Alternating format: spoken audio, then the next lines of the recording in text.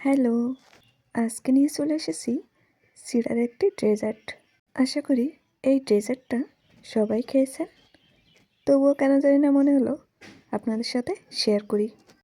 যাই হোক, খাবারটা তৈরি করতে লাগবে চিড়া, দই, চিনি আর কয়েক ধরনের ফল।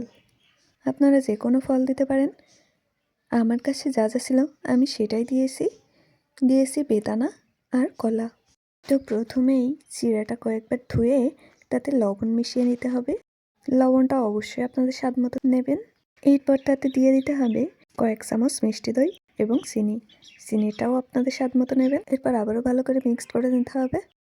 তারপর এক এক করে দিয়ে দিতে হবে কেটে রাখা ফলগুলো। আবারও মিক্সড করে ছড়িয়ে দিতে হবে আরও কিছু ফল।